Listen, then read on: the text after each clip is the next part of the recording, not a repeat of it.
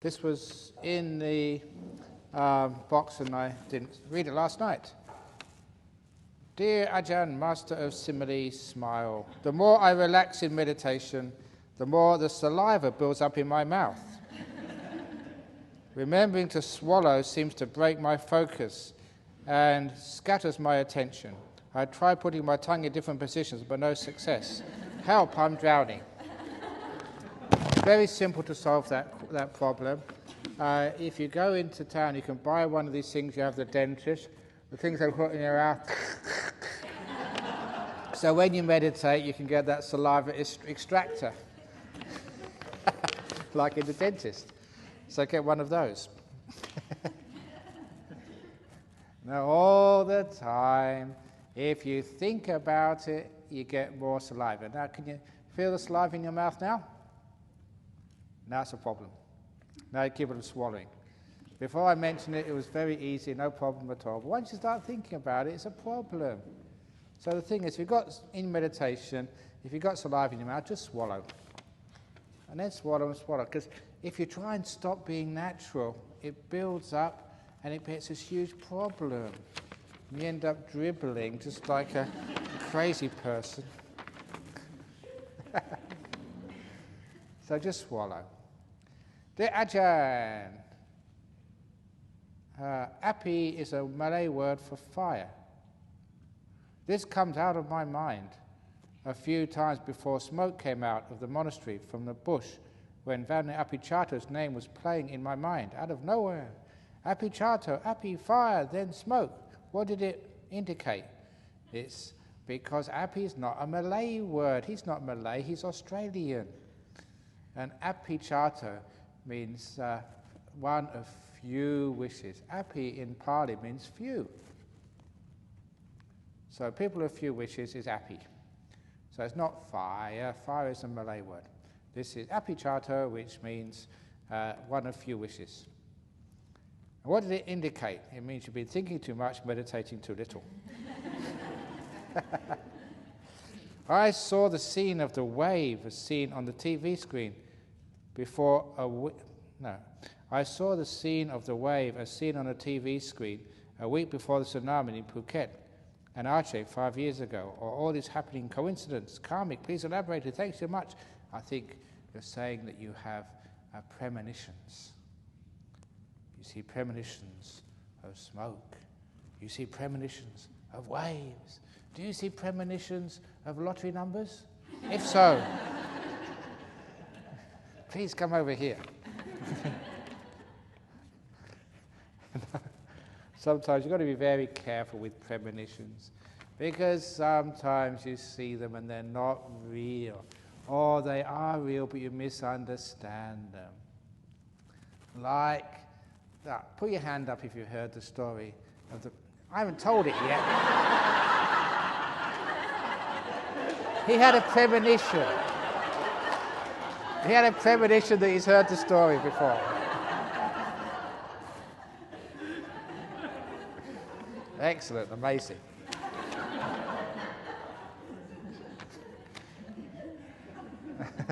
I'm not going to tell the story now. No, you don't. Okay. Not safe to be outside during lightning, so please stay inside. Is there a lightning storm tonight? Yep. Great. At last, you might see the nimitta at last. This flash, I see the nimitta. And then you have out-of-body experience. See, so, no, it's okay. Okay, you're all right. Some clues, please, or very well-established patterns that get in the way of deeper meditation, e.g. that involve controlling tendency in the ego. Okay? Some clues, please, on some clues, please, on very well-established patterns that get in the way of deeper meditation, e.g. that involve controlling tendencies in the ego. One of the things which happens when you get into nice deep meditation is you get fear. And fear is always about to let go of an attachment. So when fear comes up, great. That is a cold face of insight. That's where you learn what you're attached to. So it's okay to think, I'm not attached to the body, but when you have to let it go, then you find out if you're attached or not. So you're sitting here and the hands are disappearing. You say, my hands have disappeared. What's happened to them? That means you've been attached to them. So just let them go. So if you get afraid, marvelous, face the fear, go beyond it, and then you find you're not really attached. And then you may go to say your breath. You stop breathing. I'm stopped breathing. I'm going to die. No, you don't die. Look, how many times have we had anyone die on a retreat here? Never. Not once, never, ever. So you are not going to be the first. So you're not going to die, guaranteed. So you're not going to die, but we feel we're attached. So just let go of the control of the breath. Let it go. It'll come in and out when it wants to. So these are the things where you get fear coming up, and that makes you interfere with the problem, with the process. Just let it go. So you don't have to do anything. And sometimes you get into these really deep states, and you think, what am I doing? This is really weird. This is strange. What should I do? Do nothing. And you're perfectly safe. So whenever there's any fear comes up in meditation, great, that's teaching you what you're really attached to.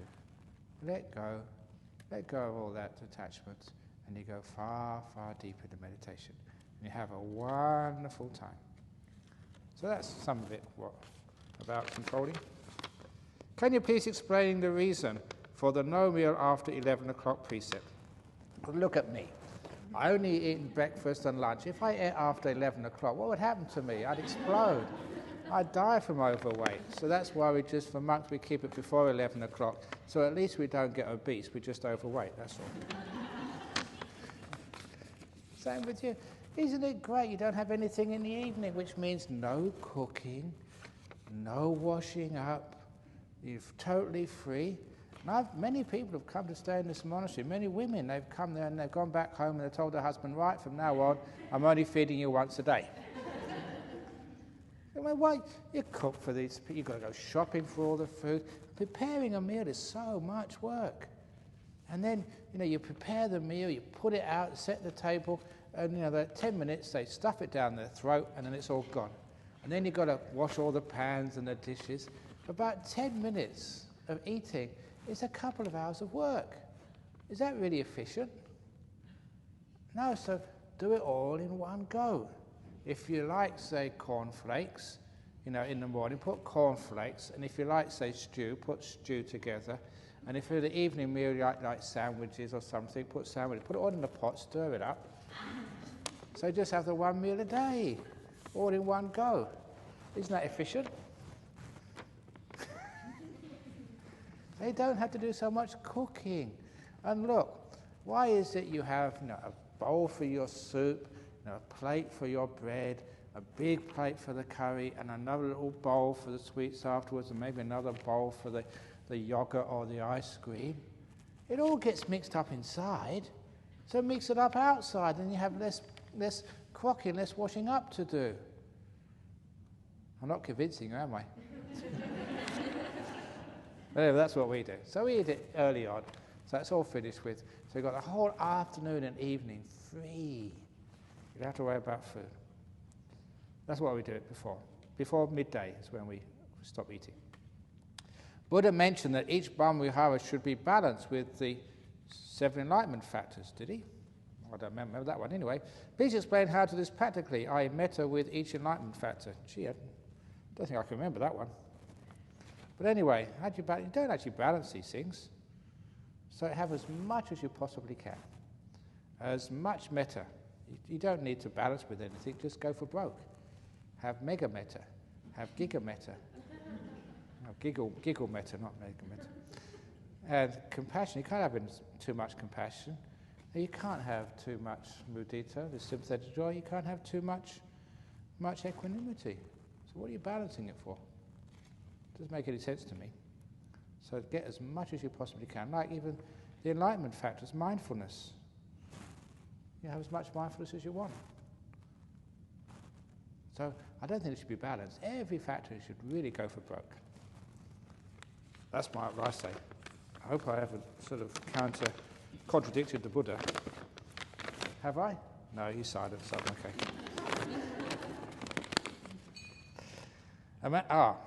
Here we go.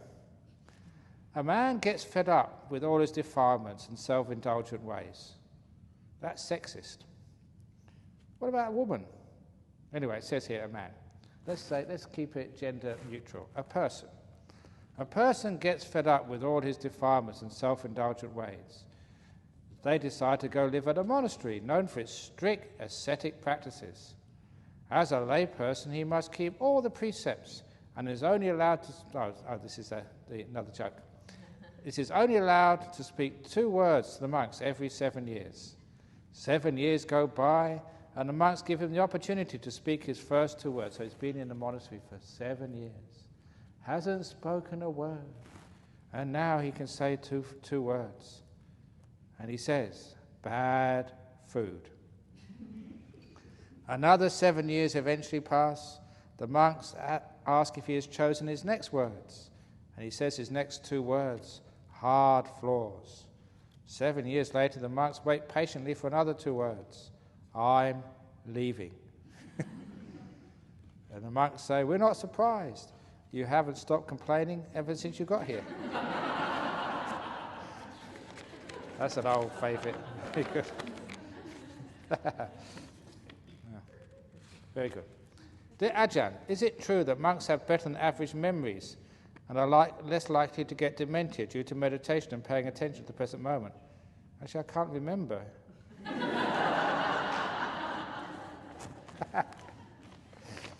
Yeah, actually, I think it's probably true. Like anyone who meditates has probably got a much, much better memory than other people. I think one of the reasons is because this is the actual word for mindfulness in Pali. Sati is exactly the same word as memory. And the Buddha actually links those together. People who've got good mindfulness get good memories. So that's why if you're very, very mindful, got lots of good mindfulness, then you remember things. Very good. So that's why, yeah, it's true. That not just monks, nuns, anyone who meditates gets much better memories. And it'd be interesting actually to see if people who meditate have less incidence of dementia than people who actually don't. And I think it's probably the case that if you meditate a lot, then because you're cultivating mindfulness, you won't get dementia as much. Just like, that story of the man who went to the doctor and he said, oh, you've found 2 diseases in you. He said, oh my goodness, what are those? He said, the first, you've got cancer. He said, oh my goodness, cancer, that's terrible. What's the second disease? He says, you've got Alzheimer's disease. I said, well, at least I haven't got cancer.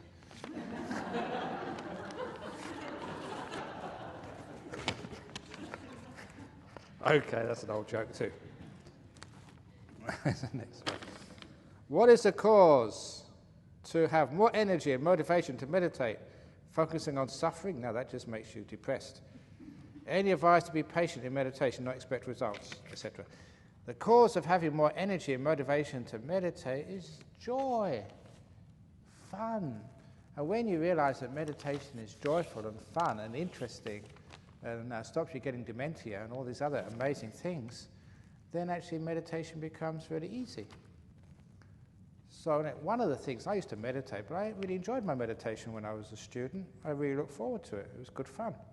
Because we were encouraged to develop the Piti Sukha. And because the Piti Sukha, the joy of meditation was encouraged, when it came, it was marvelous. I enjoyed myself. So for me, meditation was fun. It was really a fun thing to do.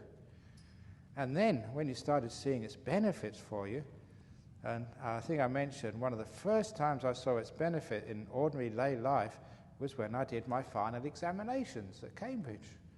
And those were the days where all your years of study were all assessed with a series of examinations. You passed or you failed. Everything else you did in the whole years at college counted for absolutely nothing. So this was it. And in natural sciences, theoretical physics was part of that. It was 6 days of examinations. Monday, Tuesday, Wednesday, Thursday, Friday, Saturday too.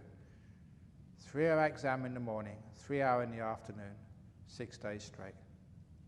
That was really tough. So, what I did in the hour I had for lunch between the morning and afternoon examination, I never had anything to eat. I went to my room, I meditated. It was a brilliant thing to do. So you sat down there and you got back maybe about after 10 or 15 minutes in your room, sat down and meditated for half an hour. And as soon as you settled down, the first thing which came into your mind was the morning examination, the past. How did I do? Did I answer the question correctly? Should I put more explanation in? Now, because I was a meditator, I could let go of the past. It's an obvious thing to do. Look, whatever you did in the morning exam, it's finished. You can't change it. If it's right, wrong, it's too late now. So it's a total waste of time to think about the past. But because I trained, I could do it. I could totally let go of the past. And the next thing which came in my mind, the afternoon exam, coming up in 40 minutes' time. Should I get my books up and start some more study? But I realized even then that if I'm going to perform well in the afternoon, I need to rest now. So because I trained to let go of the future, because now is the time my future is being made. Now is the best time I can rest to prepare myself for the afternoon examination. So it's very easy for me to let go of the future. So I had no cares at all about the future examination in the afternoon. And where did I come to? I came into the present moment. And then when I came into the present moment, I remember this was really shocking. I found myself physically shaking. I mean, understandably why. It was a very high-stress situation. It was final examinations. And look, I never realized I was going to become a monk. If I had have realized I'd becoming a monk, I wouldn't have tried so hard. Who cares? But I never knew at the time, so this was important. So I was stressed out. But what really shocked me was not that I was shaking, but I hadn't noticed it. You're so concerned with, doing examinations, the stress of the moment. You had no mindfulness of your body, and you couldn't see this, the nervousness. And as soon as I could notice that there was a shaking going on, I could relax and stop it. And without that awareness, I'd have still been really nervous. I could just relax it and stop it. Like many of the problems, emotional problems, physical problems, if you're mindful of it, then you can actually do something about it. You can relax and see all that sort of nervousness vanishing. And the last thing which I noticed, once the body relaxed and became still, was my poor mind was just so dull. And it was obvious that I'd just done 3 hours of very heavy brain work. And I'd run out of gas. And even then I realized to get the energy back, just be still, don't fight, just relax. And after 5 or 10 minutes, all the energy came back into my brain. So when I came out of meditation, every lunch hour during that stressful time, I let go of the past and the future, relaxed my body. It was still enough, all the energy came back into my brain. It was like waking up in the early morning, with total energy, fresh as if it was the beginning of the day. And it was a very, very effective way of doing well in examinations. And my friends, they told me afterwards that, only afterwards, they said they couldn't figure out why I was the only person going into the examination room in the afternoon with a smile on my face. I had energy. Everyone else was just stressed out. And that was amazing examination technique when I really realized how powerful the meditation is to overcome anxiety, stress, the whole works. And that's how you did it. Let go of the past, the future, mindful of the body and relax it, and then mindful of the mind. And get the energy coming back. Very simple, but incredibly powerful. And that's actually how you have energy. And once you do that a few times, you realize how powerful it is and how well it works. That really motivates you to keep doing it. Funny question. Is there a tacit understanding in the Sangha that some ordination names are off limits? Why no Venerable Buddha or Sister Nibbana yet? Now, there are some funny names off limit, because in the monks' names always end in an O, like Brahma Wangso, this is Dhammakamo, Lokahito, and so we thought Coco would be nice. So yeah, sometimes we make up some funny names for monks and we give it to them just as a joke, but we usually sort of be very, very careful. Because there's one poor monk in Thailand, and what they use, the names in Thailand, we have all these different sort of traditions. They use the monk's first name as their Christian name, their first name, and they usually call them that. So, Cha was his first name. So they called him Ajahn Chah. He had a Pali name, but they never called him that. And this is no joke, there was one monk in Thailand, a very good meditation monk, a very wise teacher, but there's no way he could ever go to the West. And the reason was because his name in Thailand, it sounded like F-U, the last two letters. And that was his name. And people used to call him that, because that was his name, and no one thought twice of it. But he had one Western disciple, and when this is a funny story. When this monk's, I think it was from Denmark or somewhere, when this monk's parents visited, and they say, "What's your teacher's name?" They said, "Don't be rude, you can't say that. That's his name. I don't care."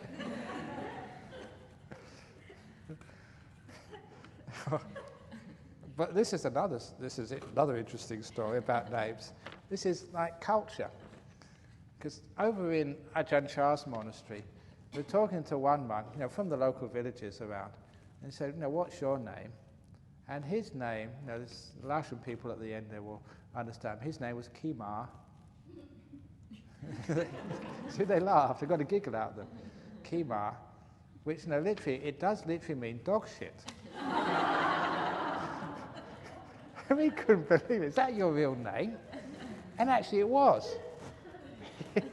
It was a monk called dog shit. And it's a crazy story. And when we asked why, this was the reason why. This was a village, in the middle of the whoop-whoops, and they had this series of miscarriages or stillbirths in the village, one after the other after the other. And so, they didn't have any sort of medical people there to find out why. So they had a meeting, all the senior people in the village and the headman. Now, why is it that, there's so many sort of births which haven't really come to fruition, and miscarriages and stillbirths? What's going on? And they all decided there must be some sort of goblin in the area, like a yakka, who is actually, getting the children and eating them, because that was one of the myths or the myths of Buddhism, having goblins or yakkas which eat children. Just like even in Europe, they had little goblins who would get the children. And so they thought, how can we stop this goblin eating all our kids? And they said, the only way to do this is to give all our kids disgusting names, so that no self-respecting goblin would eat any kid by the name of dog shit or bat vomit. And so they gave all the kids these names to protect them from being taken away by goblins. And so this poor young man was stuck with this name. It worked anyway. He survived. He didn't get taken away by the goblin. And of course, that must have been one of the reasons why he became a monk. Because what girl would go out with and marry a person like that? Had nothing left for him to be a monk. So it's a true story. It cracked me up when I laughed for weeks when I heard this name. Anyway, dear Bante, on cards, sorry there's no more paper. Really? Have we run out of paper? Well, there's been so many questions, I wouldn't be surprised. Anatta is variously translated as either no self or not self. Can you discuss? It doesn't make any difference. No self is the noun, not self is the adjective. That's all. It's no self or not self. So you might say things are anatta, in other words, the things are not self, or that anatta means it's no self. Oh, it's just an adjective or a noun, that's all. But whatever it is, there's no one in there. So, who asked that question? Nobody did. So I shouldn't answer that, should I? Personally, I find contemplating not self good for eliciting dispassion. No self seems too abstruse, to wield in a practical way. Any suggestions? Okay, I think when you try and contemplate not self and do no self meditation, it's just too complicated. But it's just because people love thinking about abstruse things. The best thing to do is stop contemplating anything and just make yourself still, so you can actually see no self and experiencing it rather than trying to contemplate it. But if you are going to contemplate anything, instead of contemplating no self or not self, it's very useful to contemplate, what do I take myself to be? Who do you think you are? Are you a girl, Dania? No, she's not a girl. Does Mike know that? Your husband? Well, you know what I mean. Sometimes we take ourselves to be these things. Are you old? Are you Sri Lankan? Are you? It's very difficult for me to know where I belong. You know, because sometimes, you know, I go back to the country where I was born in England, and I think, oh, I'm coming home. And then on the way back, you may visit Sri Lanka, and I know so many people there. Oh, I'm home. And then you go to Thailand. I spent so many years there. Oh, I'm home again. And then you go to Malaysia. I spent a lot of time there. Oh, I'm home. And then you go to Singapore. Here I am, home again. And then you go to Australia, and I'm home again. Sometimes I don't know where I belong. Where do you belong? I don't know. You belong nowhere. There's no one there. So I can be sort of any nationality at any time. It's very nice. So who do you take yourself to be? That's why I remember as a young monk, people asked me, well, you know, in Australia, if there's a football match or a cricket match, who do you support? And I said, well, I wait to see who's winning at half time. And then I support those. It's much better. You've got more chance of being happy after the end of the match. But actually, I almost got into trouble with that once. This is my story of the cricket match. Because, you know, so many Sri Lankans are into cricket. So this one occasion, the Sri Lankan cricket team was playing the Australian cricket team here in Perth. It was only a one-day match. And some of the boys who'd been, I think they're doing some cultural show during the lunch break, they came over to Nollamara, because I was on duty there at our city centre, and they said, look, you know, the team have asked for this holy string, this period thread. Has anyone got any string on their wrists?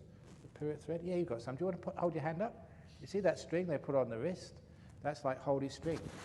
And so they asked, because they were really getting hammered by the Australian cricket team, can we please have some holy string to give us some good luck? So I'm very, very kind, compassionate monk. I always say yes to people. So I made them 12 pieces of string for the Sri Lankan cricket team. There's one for the 12th man. I remember cricket. So I gave the string to the boys, and they said thank you, and the cricket team, they wore them. But it was too late for that match. They lost. But that was only a warm-up for this Cricket World Cup, which was being held in India and Sri Lanka. And at the final, Sri Lanka played Australia, and Sri Lanka won. And there were celebrations all over Sri Lanka, and Australia were very disappointed because, like, you know, Australians, they love their cricket. And I happened to see in the newspaper the following morning, because I got a newspaper, and it was the front page, and it had the Sri Lankan cricket captain was Arjuna Ranatunga, and he had the World Cup lifted up, and that's when I saw my string on his wrist. The Sri Lankan team had beaten Australia in the World Cup cricket. This was serious stuff, because an Australian monk had given the team the holy thread. And I kept that secret for many years, because if they'd have found out straight away, I'd have been deported.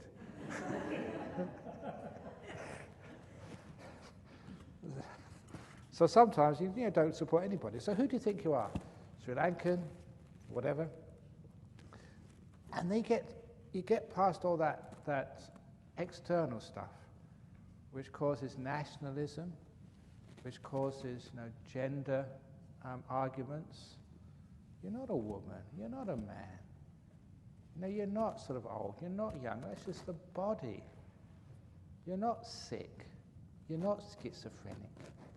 You're a person with schizophrenia. Understand the non-self business? If you make a self out of it, I'm schizophrenic, I'm bad, I'm a murderer, or whatever, then you get into big trouble. So who do you think you are? None of these things, and that means you're free. Are you your past? All those bad things you did. You're not your past. That's why you can let go and forgive. Who do you think you are? And when you tick all those boxes off, and none of these things are me, It's amazing, you can let go of the whole lot. Are you your body? Nope. Tick it off, that's nothing to do with me. Are you your thoughts? Nothing to do with me, they're not my thoughts. In fact, they're not my thoughts, I don't know where they come from, I never invite them in. And some of them are very stupid thoughts, I'd be embarrassed to actually own those thoughts. Are you proud of all your thoughts? They can't be yours, so just let them all go. They have nothing to do with me. Even your emotions aren't you. So you tick off all these boxes. What do you take yourself to be? Until there's nothing left. Do you take yourself to be the one behind the will, the one who chose to write this? You look very deeply, there's nobody there. So little by little you tick off all the boxes, there's nothing else, there's no place you could be. And then you're free. Then you can do anything, because there's no one there to blame. It's very nice to know no self, because that means, as I said in my book, I'm absent from the scene of every crime I commit. I wasn't there, it wasn't me. Please, can you tell us more about karma? How much of our lives is a consequence of our previous karma? Karma gives you the ingredients of the present moment. But what you do with that present moment is the karma of now, which is most important. So the karma has led to you coming here right now. What do you do with this? It's just like Bianca. She has the food, that's the karma from the past. And she decides how to put that together for your meal tomorrow. And most important thing is not the ingredients, but the cook.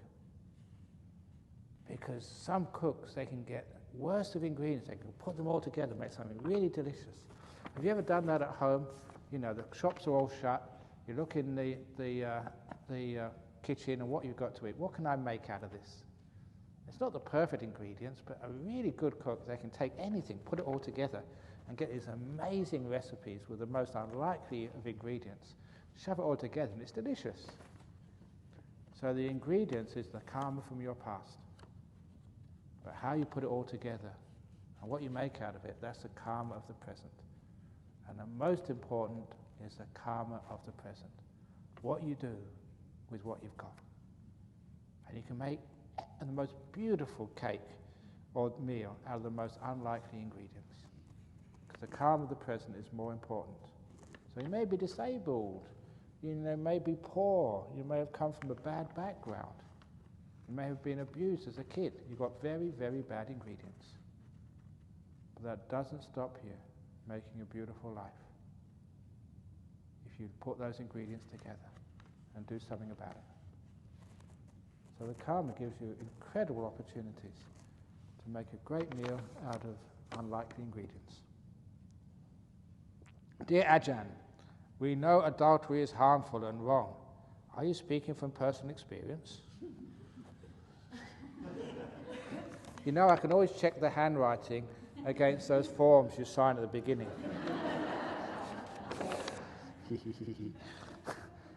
What is position regarding masturbation in erotic massage? Thank you. Why do you ask monks this?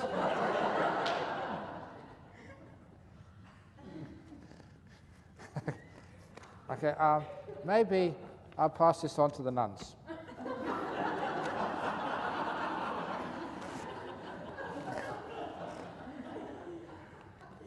Look.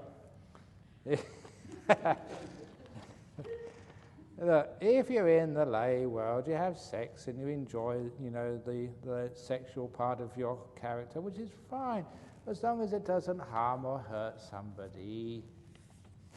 So, you make sure that if that's you, that, that it's consensual, there's no coercion involved, that, consensual means it's not with people who are underage or people who don't really know what they're doing, like they're drunk or on drugs, so then you can take advantage of people, which is not fair.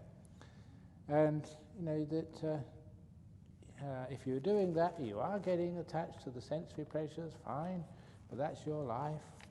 So be careful. If you decide to live a more spiritual life, just quite naturally, you tend to sort of move away from those sexual and sensual things because you can find them much more peaceful and happy. type of pleasure, especially in the meditations. Because the thing with sex, and I remember, because I haven't had any sexual things for 38, 39 years now, or actually over that. In the last year before I became a monk, I was celibate. But I remember just, the sex with your girlfriend, when I was a young man. It was exciting, but there was a lot of tension involved there. And, it was totally different from meditation, which is so relaxed and free. The tension to perform, the tightness, and the, before the release. And a lot of it was just, when you look back upon it, it was sort of pleasurable at the release, but there was a lot of tightness and suffering and wanting, first of all, which was quite actually unpleasant when you look back upon it. And a lot of times, this is something which was really weird when I first read this, but I thought maybe this is actually true. That the Buddha told Ananda, that sex actually is unpleasant, but our whole society, our whole condition is saying sex is pleasant, sex is really good. Can you imagine if I said that in public too often? I say, sex is unpleasant. People think I'm actually crazy, because we all know that sex is fun, that sex is pleasure, that sex is good, that sex is what most people do if they can. And so when someone comes along and questions that and doubts that, it's one of the most heretical things you can possibly say. But you investigate it, think for yourself, have a look. Is it really fun? And it's a great question, because the Buddha said actually it's a perversion of perception. Actually it's not fun at all, but because you expect it to be fun, then it becomes fun. When I was growing up in England in the 1960s and 70s, people were starting to get into drugs. And one of the most popular drugs was LSD. I was very fortunate I never took such stuff. But for those who couldn't afford these hallucinogenics, these psychedelic drugs like LSD, there was a rumor going around that if you could ferment a banana skin, it did exactly the same.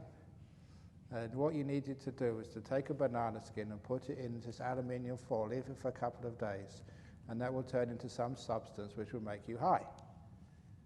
Now, I don't know if anyone remembers that time, but it was actually a total myth. The chemists checked it out, no way it makes you high. But I remember one of my friends, they decided to do that. And when they took it, said, wow, that was really good, that made me really, really high. Wow, that was amazing. And it was total placebo effect. Because they thought it was going to make you high, it made them high, but there was no reason for that at all. And that's like sex. Because you believe it's going to give you a big rush, maybe it does. Interesting, isn't it? Questioning it. But anyway, you're asking the wrong person, because I don't know what I'm talking about. It's too long a time. Anyway, thank you for that question. It's nice to challenge monks. Very excellent emptiness. Oh, it's even better than emptiness now. I'm going up in the world now. Very excellent. Do all sentient beings have Buddha nature? What about you? Do you have Buddha nature? Are you sentient? Actually, a lot of you aren't sentient, especially early in the morning.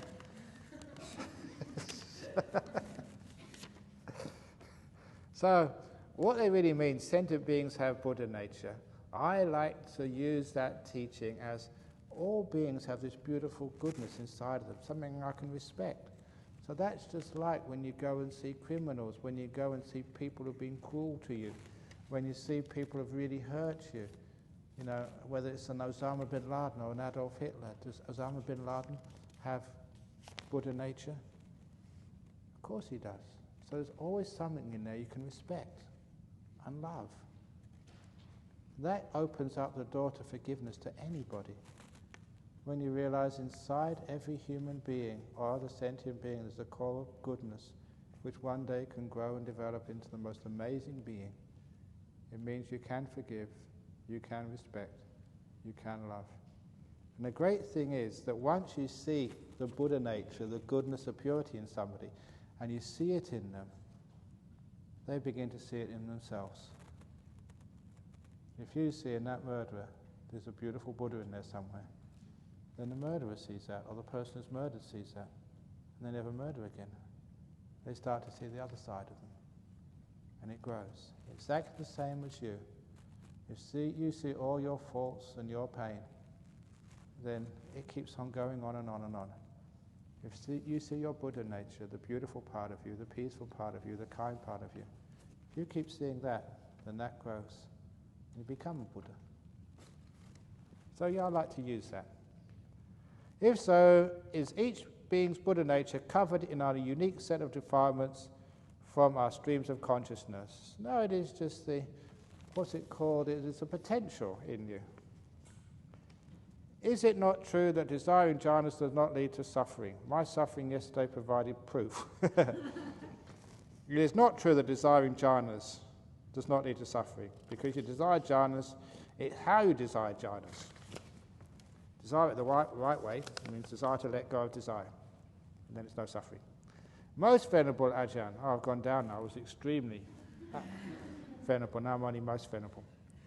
Such is life, you've got to sort of take the ups and downs of monastic life. What's your opinion on the relationship of the mind and the brain? I've already told that story about the boy with no brain. He had no brain, but he had a mind. Or people with near-death experiences who float out of their body. They've got a mind, they're aware, they can see, they know what's going on, but their brain is dead, gone, kaput, finished. So, the mind can make use of the brain, but it doesn't need the brain. It can work without a brain. I know that's what happens in hypnosis. In hypnosis, you can access the mind and bypass the brain, which is why under hypnosis, you can remember your past lives. That can't be stored in your brain, because your past life has got no connection at all with this life. There's no way that any sort of gene could have been transferred from your past life to this life, and you can still get these perfect memories of exactly what went on and why.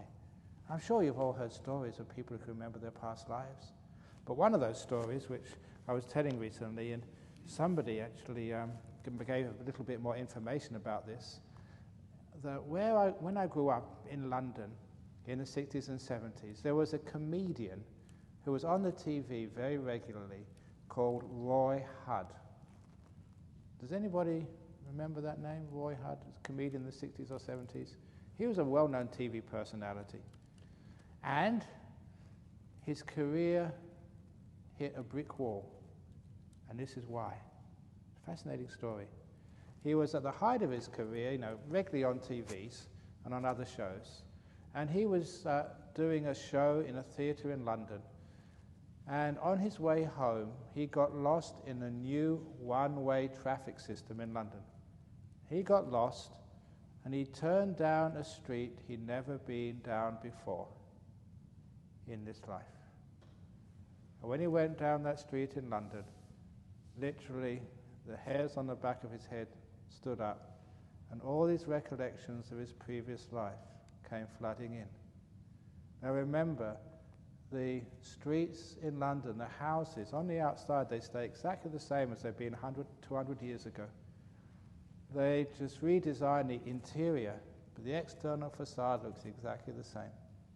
And also, any of you who've been on holiday in London know that in London they have this, it's actually quite a wonderful scheme of doing things.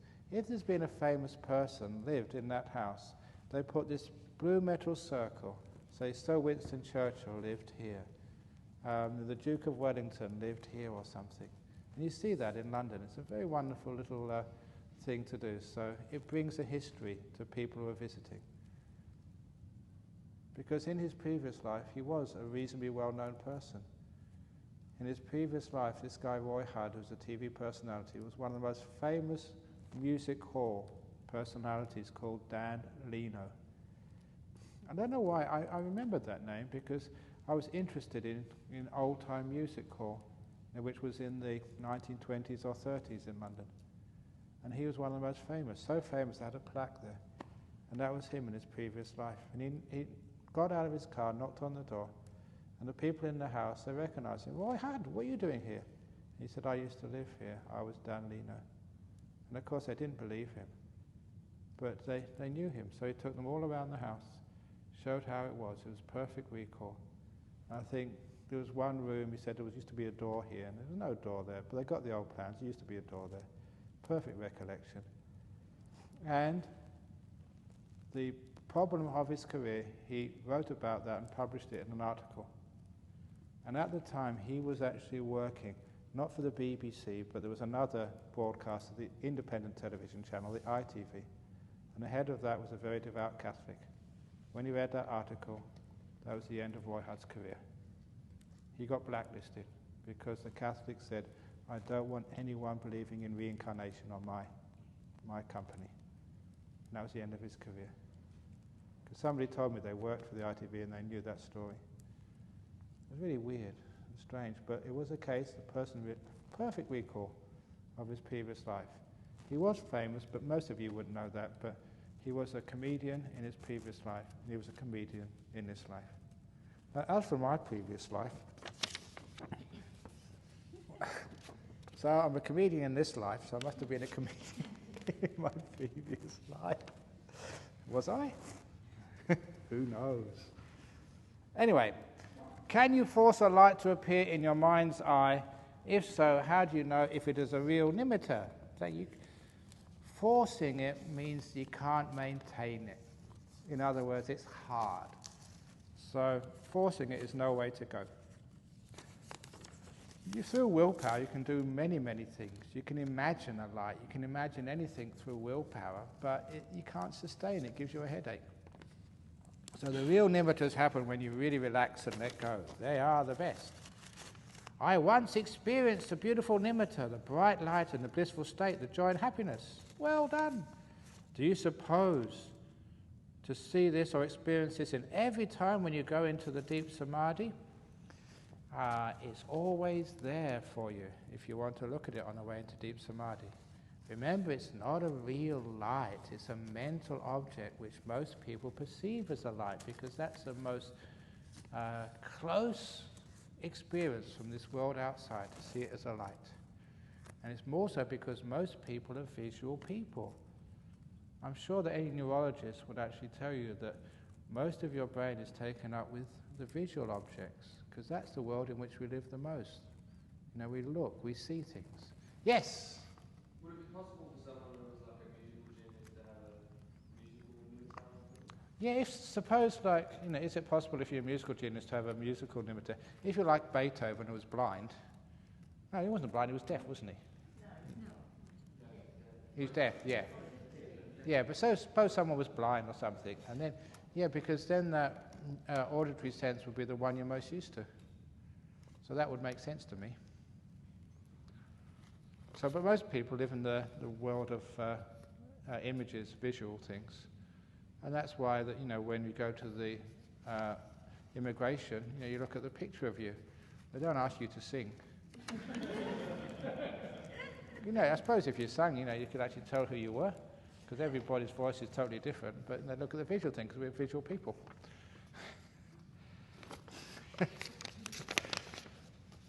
Okay, so that's that question.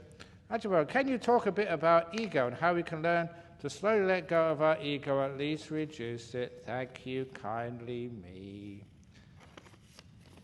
One thing about the ego is that we're afraid of it. And what I mean here is the story of when I got a medal. This is actually, I tell this in many talks to people, but it's a very good story even here. Because, what was it, 2004 I think it was, I got this John Curtin Medal. It's an award. So I had to go to, it's quite a prestigious award, so I had to go to the medal ceremony and had to give a speech. It was like for community service and, you know, for all the hard work I've done here. And so I gave a speech, and my speech was roughly this. I said, I don't know why you're giving it to me, because there's many other people, you know, in Western Australia who do much more work for the community than I do. But, you know, thank you very much. It's a great honour. And number two, I couldn't have done this myself. You know, it's all the other people behind the scenes who support me and help me. but thank you very much. And that was roughly my speech. And the next year I decided to go along. I was invited to the next year's medal winner ceremony. And that was this professor at Sir Charles Gardner Hospital here. And he was a professor of hematology. And he had noticed, being a professor of hematology, he was doing a lot of work with people with cancers. And he noticed they were getting very, very good care when it came to radiation therapy, chemotherapy, or surgery. But they weren't getting much aftercare. And he realized that little bit of TLC, people spending time with you, was missing.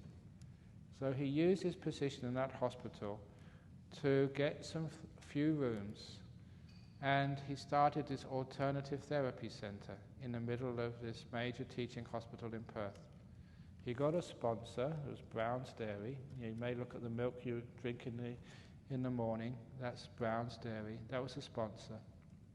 And he got all this weird medicine, like homeopathy, Reiki, foot massage, anything weird, acupuncture you could get there. And he said he had to suffer the jibes of his fellow scientists who thought he was getting soft in the head, because all this stuff was on the edge of medicine. But he stood his ground.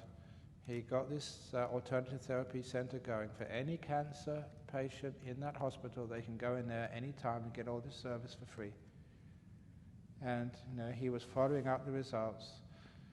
The alternative therapy actually did very clearly assist the number of people who went into recession, assisted the recovery from chemotherapy, radiation therapy, or surgery, had a huge positive result. Because if somebody's giving you, say, a foot massage, it doesn't matter if it works or not, someone is being kind to you for 20 minutes or half an hour. They're caring for you. And I know that that helps the healing process. So he's getting all these amazing results. And when I heard this, I thought, wow, what a great person. He stood up for what he believed in, fought all these doubters who said that's not real science, and he'd helped so many people. And I thought, wow, that's really great. He really deserves this medal. But when he came up to give his speech, he said, I don't know why you chose me. There's many other people in the community who've done much better. And anyway, I couldn't have done this without all the other people helping me, supporting me, behind me. And I thought, actually, that was my speech. And I've heard that speech many, many times when people are given awards. They say, I don't really deserve this. I couldn't have done this without all the people who helped me. And I thought, my goodness, that is a bad speech. Because I was totally convinced that that doctor deserved his award. And then I thought of my speech. And I realized, actually, I deserve that award as well. Because these very, very careful, wise people have done their research, and I did deserve the reward. So now I realize, why did I say no? Because I have been conditioned from my upbringing, if I get praise or an award, to say, no, I don't deserve it. And I think, my goodness, I am missing out on a lot of happiness and encouragement. So now, if ever I get an award, or people say that was a very good talk, I say, yes, thank you, I deserve that. Why not? People actually tell you, well done, Danny, you did a wonderful job looking after this retreat. No, that's my job, I'm a caretaker. Why do people refuse praise? But criticism, Danny, you should have cleaned the floor much better this morning. Oh yeah, that's right, Ajahn, I'm sorry, I was a bit tired. Why is it we always receive criticism, but we refuse to receive praise? No wonder we get depressed. So, the next time you receive any praise from somebody, from anyone, say, yes, thank you, I deserve that. Receive it. And that doesn't mean you get big ego. You don't get big head, but you get a big heart when you receive praise. It encourages you to do better in the future. A lot of ego is afraid of praise. You can actually lessen your ego by receiving praise. Try it and see.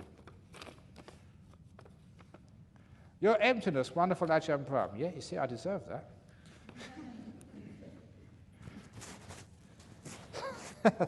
Thank you for your endless generosity. No, it's got an end. It's coming in about another half an hour when I get tired. Last night, I woke myself up twice, laughing out loud while sleeping. That sounds fun. People probably thought you were drunk. The strong urge to laugh more kept me awake for some time. Must be your jokes. Yeah, it's great. Isn't that wonderful? Instead of having nightmares, to wake up laughing. That must be good for your health. What are your top 5 favorite suttas? Also, which is your favorite Nikaya? Top 5. They keep changing. Impermanence. So I don't know. It's the ones I can remember. Top 5 favorite suttas. Okay, well, favorite Nikaya. Now, they're all really good. So they've got no preference. That's a good answer. They're all perfectly wonderful. Actually, usually the first suttas are good. After the contentment topic of this morning, could you please refresh the concept of metta meditation and the various techniques? My goodness, it's a huge amount of metta meditation. So contentment topic this morning, could you please refresh the concept of metta meditation and the various techniques? There's no end to the number of techniques for metta meditation, but with contentment, just be happy to be here. Open the door of your heart to whatever's happening now, and be content to be here. You know why it's good to be content to be here? Because you already are here. You can like it or lump it. That's the only choice you've got in life. So now I'm here, I'm going to be content to be here. It's much better than wanting to be somewhere else. So, that's the refresh concept anyway. I hope you're content with that. That's what I'm doing. There is Lao and Thai New Year on 13th, 14th, 15th of April. How come their New Year is so late? Now, what they do is like, just like when you take holidays, they have them like in a roster. They delay them. What's the word I'm looking for? Stagger them. Because if everyone had the New Year on the same day, then we'd only have one New Year to celebrate. So people like in Thailand and Laos, they celebrate January the 1st. That's the New Year on their calendar. And then, like this year, January the 23rd, that's Chinese New Year. They have a holiday for that as well. And then they have 13th, 14th, 15th, the 3 days holiday there, which is the South Asian New Year. So they have 3 New Years a year. It's really good fun, isn't it? So I think that's very wonderful. So they have all these holidays. That's why their economy's not so great, but they're pretty happy. And why don't monks eat afternoon? Did Buddha not eat afternoon? Why not? Again, to stop getting too fat. Dear Ajahn, you look so tired this morning. We must be draining all your precious energy out of you. Yeah, I caught somebody. I gave a talk in town once, and they were talking to each other and said, we must squeeze as much out as we can of this monk before he leaves. So he exploit me to the max. I'm going to take you to the Council of Human Rights. I'm going to get a union, start a union and get these, over in Perth, it's this guy called Kevin Reynolds, and get all these militant unions to go and strike and picket you for making me work too hard. Because not many people have to work. It's Australia Day today. It's a public holiday. We're supposed to have a day off today. Not me, though. You make me work all the time. 7 days a week, 52 days a week, a year. Even sometimes, you go travel. People always think, you see a monk, you can ask them a question. So many times this happens. Where was this?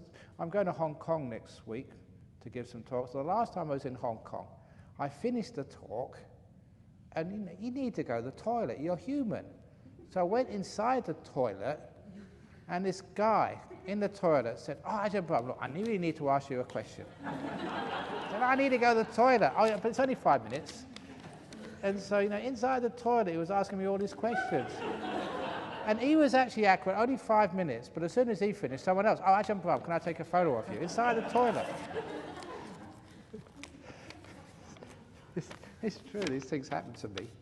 The worst one, though, the worst of all, was this was in Kuala Lumpur, actually in Malacca. I was giving some talks in Malacca, and on the way back, They sort of, from Malacca to the airport, KLIA, somebody gave me a lift. And of course, giving a monk a lift is just like free counseling all the way. So they asked me all the questions on meditation and whatsoever. And when we got to the airport, fine, now I could get in the aircraft and sit down and have a rest. But I sat down, window seat, a man sitting next to me, safe. And then this woman came down the aisle. She looked at me, "Oh, you're Ajahn Brahm?" I said, "Yes. I've always wanted to talk to you about something." I said, "Well, I'm sorry, but there's another man sitting in the place over here, so sorry, you can't." You know what she did? She turned to the man and said, "Would you mind exchanging seats?" I was like, "No, no, no." And he said, "Yes." And so this lady, she was in the aisle seat, I was in the window seat, she had me all the way to Perth. And there's no way I could escape asking me questions all the time. And I was so tired. But yeah, fun anyway. It's a great story to tell other people when you get home. So I propose there is no question and answer session tomorrow, so you can get some good rest instead of answering our silly questions. The questions are all the same anyway. Yeah, I agree with that.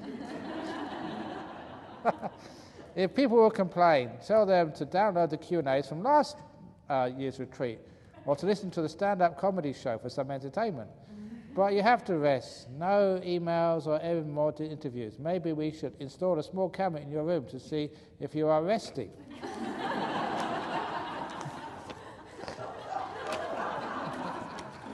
If you're going to do that, I'm going to answer more questions. How do we justify chocolate, cheese, and lollies as medicine? I need to know so I can convince my wife.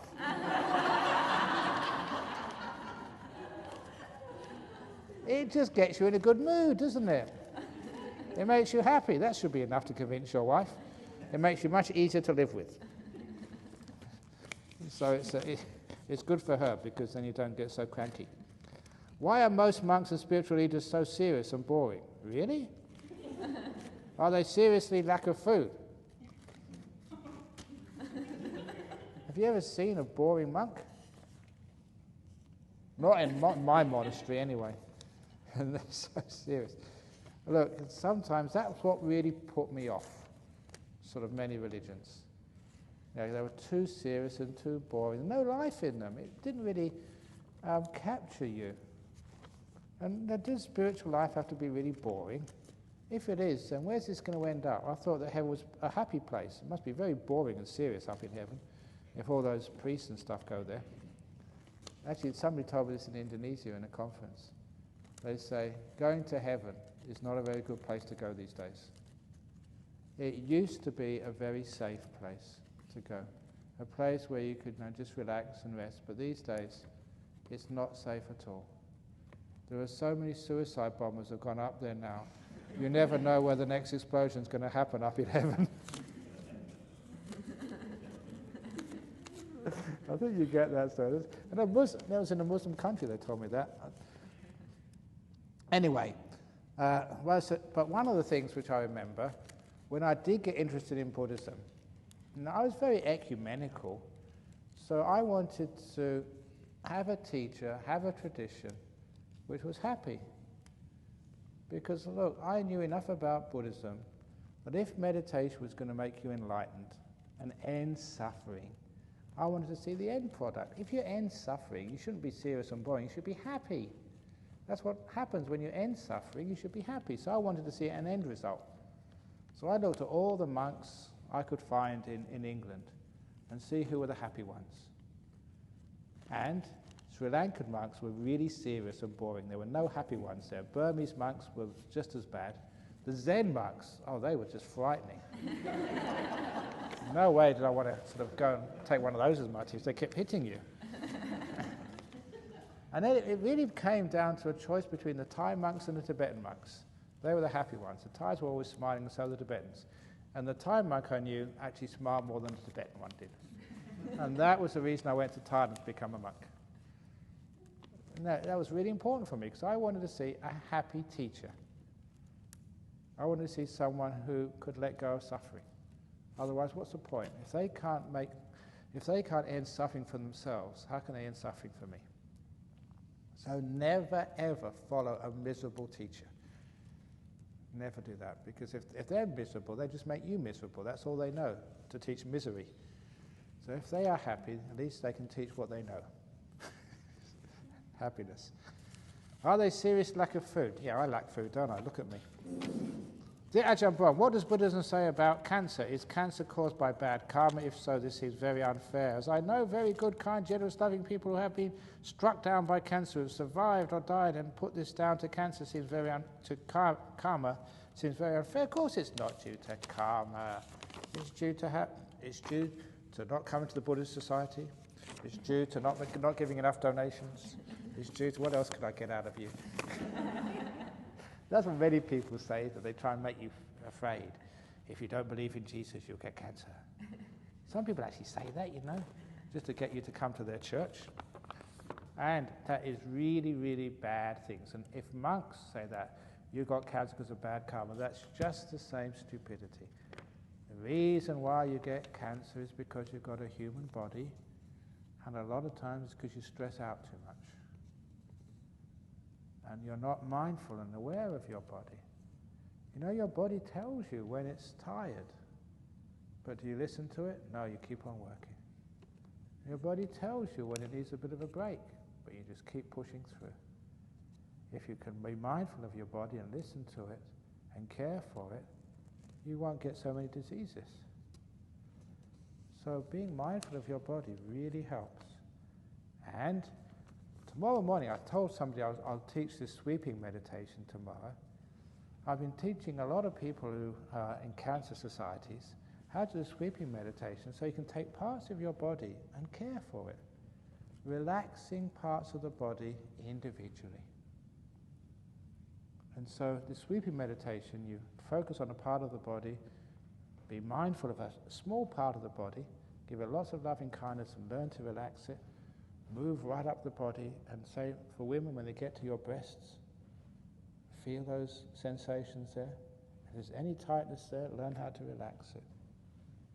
And I'm not exaggerating here, that's an incredibly powerful way to avoid breast cancers, to catch them before they actually grow into a big problem. Just with simple mindfulness and kindness, relaxing parts of your own body. I think I told you that, because I've been practicing that a while and teaching it as well, when I got that, food poisoning. You can totally relax your guts. Relax them so much that all the pain, all the problem goes.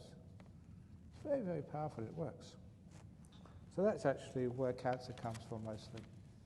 And it's not karma, it's just our very stressful lifestyle. And coming here is a wonderful way of avoiding that.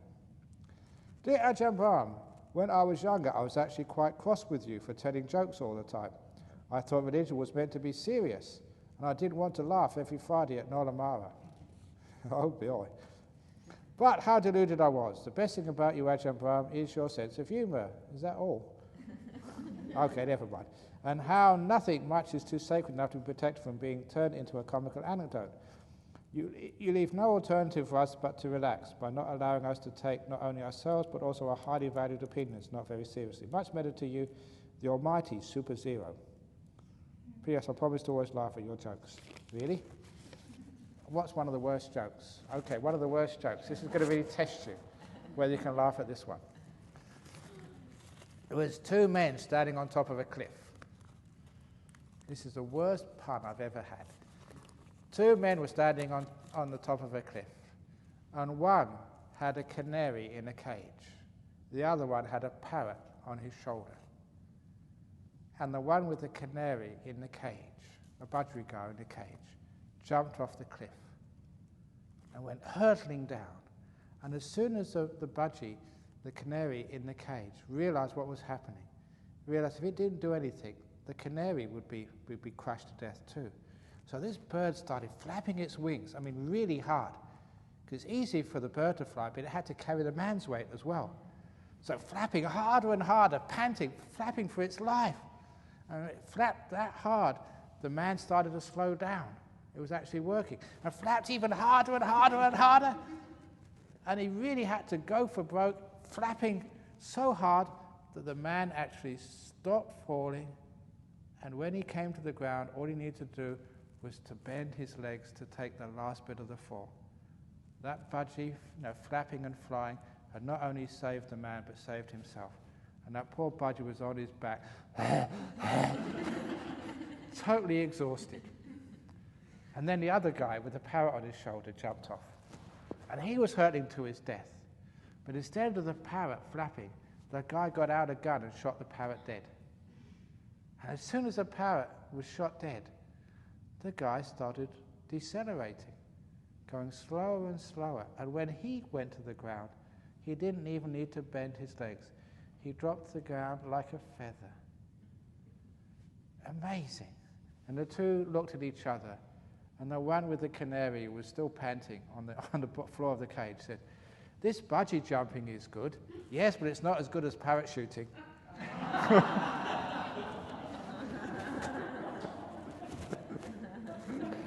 You promised to laugh, it says in here. Budgie jumping and parachuting. Terrible pun. It's funny, anyway. Ajahn, O smiling master of similes, are our dreams the uncensored voice of our mind? No, they're spam. Are the dream characters all aspects of ourselves? No, they're just uninvited hoodlums. Is it possible to wake up in our dreams? Yes, sometimes, but you want to go to sleep. With much gratitude and respect. Okay. Dear Ajahn Brahm, bad jokes including your teachings and willingness to share your wisdom has been extraordinary. I was hoping you could clarify something from the discussion last night about aspiring to jhanas. How is it this consistent with being content in the now? Is this good enough? Okay, that's a question which I passed by very quickly earlier. Okay, to aspire to a jhana is actually what you're doing here. You're aspiring to peace, you're aspiring to wisdom. If you didn't have that aspiration, you wouldn't be here to begin with. So you want to meditate, you want to learn meditation, that's why you're here. So the aspiration comes first. Now when you actually got that aspiration, then you learn how to meditate. And how to meditate, you've had the aspiration, now abandon the aspiration. The aspiration has got you on the aircraft. Now you're on the aircraft, let go and relax. So this is actually what we're doing. You've aspired, you're here, sit down, let go and relax. And then you achieve the jhanas. And then your aspiration has been fulfilled. And you also understand through wisdom. You had the aspiration to begin with. And to realize the aspiration, you had to let it go. Put it down. Put it away. And then it's realized. And that's the way of getting jhanas. And that's the place of aspiration. As I say, the effort is to get onto your seat, onto the mat, onto the chair, start meditating, and then the effort stops. But if you didn't have any effort at all, you'd still be back in your homeland where you came from. You'd be in your rooms, sleeping. You wouldn't be meditating at all. So the effort is important. But when you start meditating, effort stops. Hope that makes sense. I'm dribbling throughout my meditation, and it's getting worse. Since I've been on retreat, I've even dribbled in my sleep.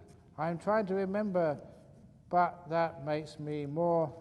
I'm trying to surrender, but that makes me more relaxed and dribble more. Help. Very good. Well, what you can do, actually, to stop the dribbling, is meditate upside down.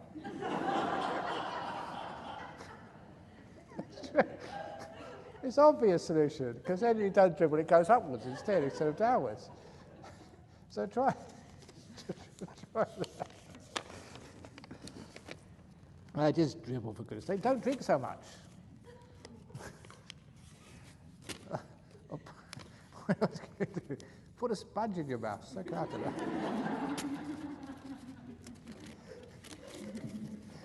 It'll just stop after a while.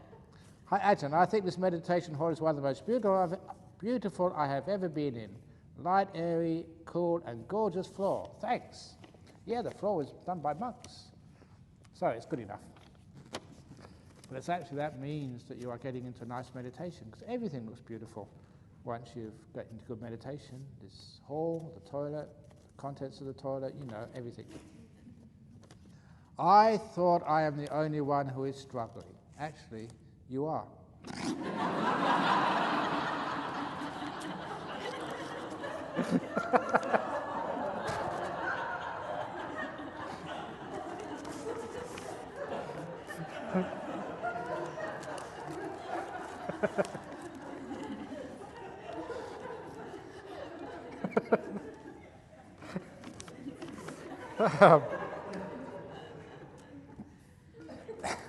Actually, that was only a joke, you're not. Then I realised many yogis, young and old, have been switching places from mats to chair, mats to mats, chair to chair, etc., all over the place. I feel much better now.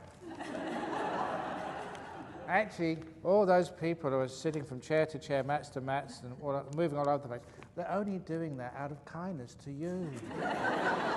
So you don't feel so embarrassed. They're all totally enlightened. How to let go of the body. It's easy. It's not your body, so it's a nobody. Now, how do you let go of the body? That's what meditation does. You know, you don't sit down and meditate and let go of things and you just get the breath. So, seriously, to let go of the body is a very difficult thing to do. So, you let go of most of the body, you just keep the breath. And just the breath. So, you're not totally let go of the body, you just got the breath. And then you let go of the breath, and with it you let go of all the body. It's like crossing a stream, you have the stepping stone in the middle. It's very difficult to let go of the body totally, all in one go. So what we do, we go to the breath first of all, and the breath is beautiful and happy and nice. So it's an attractive place to go to. So you get onto the breath, and you're halfway across the stream. And then it's very easy to go from the breath the rest of the way until there's no body left at all. So that's how you do it, through the breath. Ajahn, I thoroughly enjoyed your talks tonight, this evening, and this morning. I think they're teasing me about what I said this morning about the talk tonight, this evening, and this morning. Thank you for your wisdom. Yes, whatever it was okay. Last but not least, this is quite quick this evening. Not a question, but a suggestion. How about a night where we do interactive Q&A, like in the US? Not sure you have this in Australia. They have movie theatres where they play like Sound of Music, the movie, and the audience sings along to the songs because everybody knows them. Well, you know, most of my stories you know anyway, so you can actually speak along like the stories. So during Q&A with some of your classic stories, here we go, much loved and well known by fans, perhaps you could turn over the mic to someone in the audience or other Sangha members to tell it in your stead to help conserve your energy. Thank you for working very hard to answer all our questions.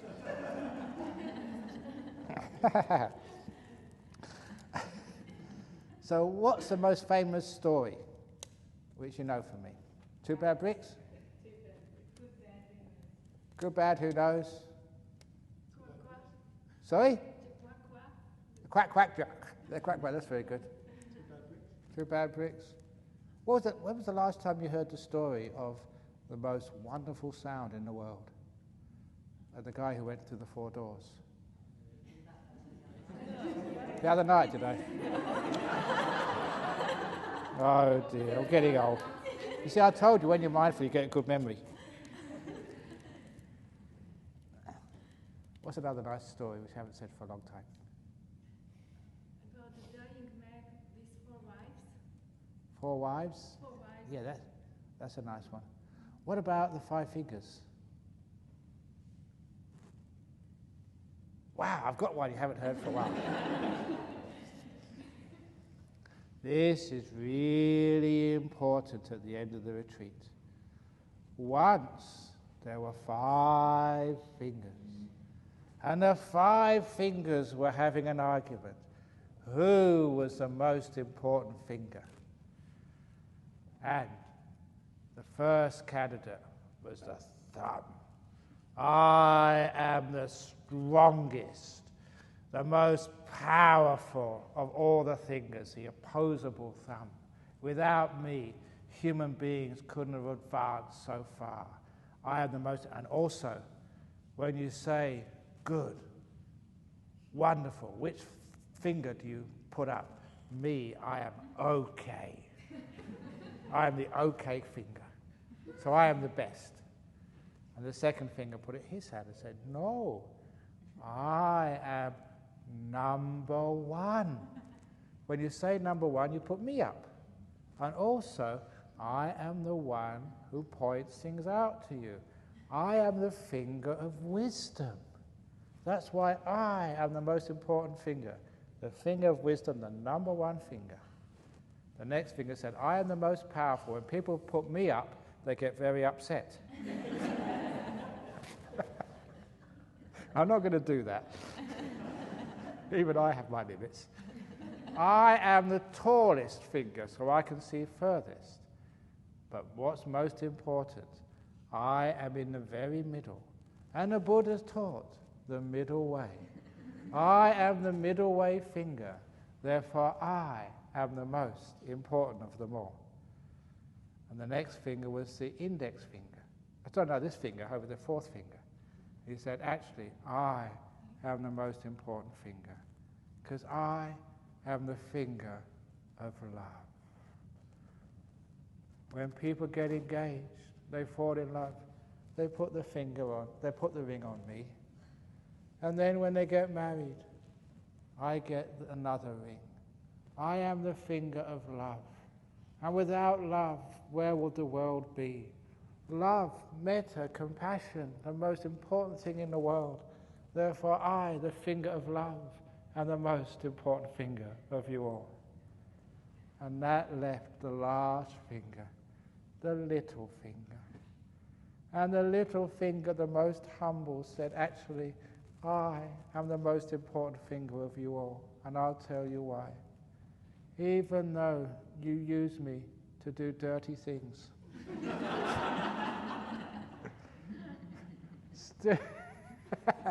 I like doing that. Even though you use me to do dirty things, that when you pray to the Buddha, I am always closest to the Buddha. Therefore I am the most important finger. So, the one who cleans up after lunch and breakfast, who empties all the rubbish, who does all the dirty things in your cottage, you are the most important person, because you are closest to the Buddha. So do you want to be close to enlightenment? Then clean up the hut, take out the garbage, all the dirty things. And you are become the most important finger. Didn't convince you, did it? Well, one day it will anyway. Okay, so that's the story of the five fingers, and which one is the most important. Okay, so any other questions, comments, or do you want to go to bed?